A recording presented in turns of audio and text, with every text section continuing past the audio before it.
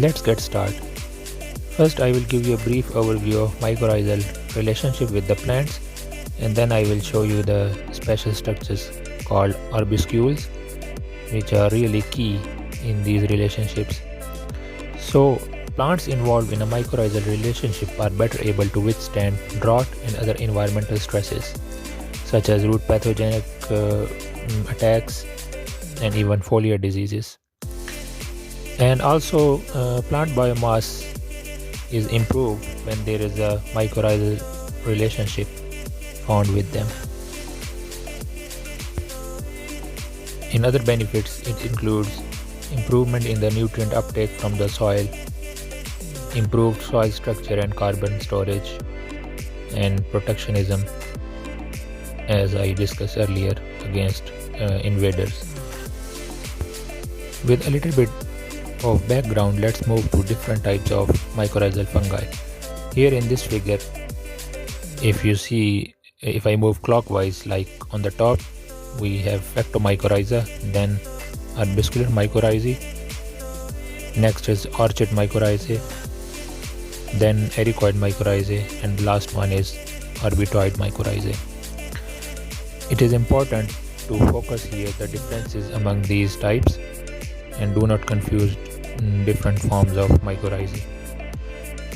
But my intention to include this figure was to just give you main differences between two mycorrhizae, which is ectomycorrhizae and endomycorrhizae, which includes arbuscular, ericoid, and orchid mycorrhizae. So, starting with the ectomycorrhizae, the hyphae of ectomycorrhizal fungi do not penetrate all the way through the cell wall. They form ectomycorrhizae mainly with conifers and some deciduous trees such as oaks, whereas the hyphae of endomycorrhizal fungi penetrate the cell wall, but they do not enter the cell beyond the plasma membrane. These mycorrhizal types are most often associated with roots of vegetables, grasses, flowers, shrubs, and fruit and ornamental trees. Of all these types, arbuscular mycorrhizae are by far the most common and widespread type. They are of great importance to growers. Arbuscular mycorrhizae, among them, around 70% of all terrestrial plants form the same arbuscular mycorrhizal association found in fossils from the Devonian period, about 420 million years ago. All arbuscular mycorrhizal fungi are members of the phylum Glomeromycota and form the dominant type of mycorrhizae. These fungi are not very host specific and form other associations in nature, including those with many liverworts and mosses. They are not discriminating. So here I am focusing on two main types of mycorrhizae, ectomycorrhizae and subform of endomycorrhizae, which is arbuscular mycorrhizae. So starting from the ectomycorrhizae, I would like to give a brief overview between the two structures, which is heartig net in case of ectomycorrhizae, and then arbuscules in case of endomycorrhizae or arbuscular mycorrhizae, because it is very important to understand these differences. And from these figures you will be able to see those differences while I will be narrating. So, starting from ectomycorrhizae, at the beginning of the process, the host plant roots send out signals via some hormones to encourage the mycorrhizal fungi in the area to extend their hyphal reach and seek out a partnership. When the growing ectomycorrhizal fungal hyphae reach the roots, they do not penetrate the cell wall as endomycorrhizal fungi do. Instead, what they do is that they weave together to form a mantle around the root, and then they use cellulitic enzymes to dissolve the middle lamellae of both epidermal and outer cortical cells. As a result, the hyphal surround the cell walls, forming the heartig net. The plant cells are not penetrated and the integrity of the protoplasm of each organism is kept totally intact. Within the Arctic net's massive surface area, the exchange of nutrients with the symbiont occurs. And in the figure on your right, you can see that ectomycorrhizae forms first the mantle. In the mantle, the hyphal sheath that surrounds plant roots, carbohydrates from the host plant are stored and retrieved.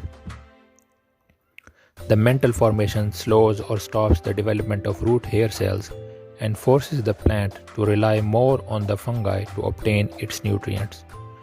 After the mantle is created, the host plant's root becomes short and thick, and their growth slows down.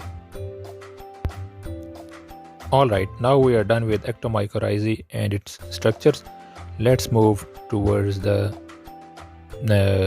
arbuscular mycorrhizae. So if you focus on the right side of the figure, you will see arbuscular structures or arbuscules. So I am going to narrate about it. Although an arbuscular mycorrhizal fungus penetrates the plant root's cell wall, it never penetrates the plasma lemma. Instead, the cell forms a membrane that surrounds the fungal hypha, enclosing it in an envelope of sorts. The plant continually builds its membrane as the fungus grows, branches, and produces arbuscules, the tiny, finely branched clusters of hyphae. The enveloping structure creates a cavity into which the two partners deposit their molecular payloads. The two partners here, I mean the root cells of the plant and the fungal cells or arbuscules. Many arbuscular mycorrhizal fungi form temporary intracellular vesicles that store water and nutrients and sometimes produce spores. The vesicles you can see on your left in the figure.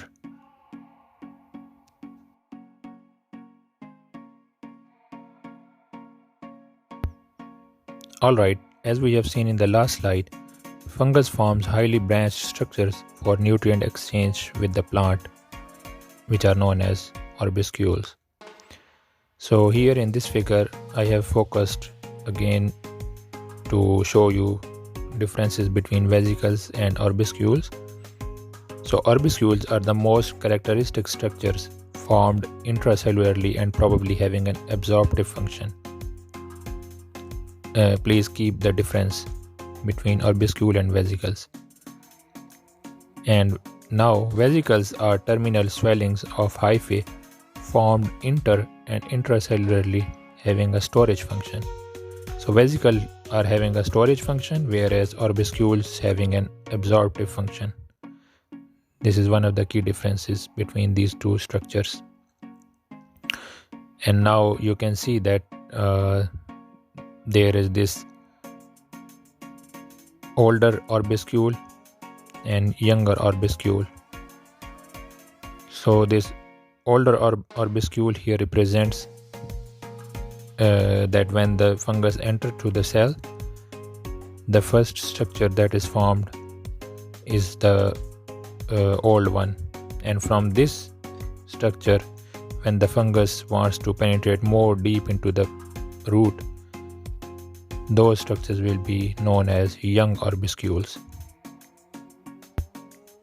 Now that we have done much with these differences between vesicle and arbuscules, let's dive down into the different types of arbuscules, because there are mainly two types of arbuscules which have been described by scientists. So first one is Arum type and second one is Paris type. There is tiny difference or minute difference. So Arum type is characterized by the growth of hyphae in the space between plant cells, whereas Paris type is characterized by the growth of hyphae from one cell to the next. This we will see in the next slide with the graphical representation for your great understanding. Okay, so in this figure that I have found from this paper, which was published in 2004. They have described different types of arbuscules. So they have divided into three types like Arum, intermediate, and Paris. But for your understanding, let's just focus only on the two, which are the main ones. So in these figures above, A and B, you can see the type of Arum arbuscule. So on the top, or number A, is showing you arbuscules of Arum type, which are intercellularly connected. You can see the black line between the plant cells, and then from that line arbuscules are going down into the cell of the plant or branching down. And then in the figure B, you can see that there is also intercellular hyphae. However, the fashion of arbuscule is different to penetrate the cell as compared to the figure A. So in Arum type, they are intercellularly connected, and if you see Paris type, you will notice that intracellular hyphal coils are formed instead of intracellular hyphae. So this was the main difference. Is a minute difference, but is important difference that you need to keep in mind. So yeah, so this was my presentation about arbuscules, and I hope you have learned something new. Thank you very much.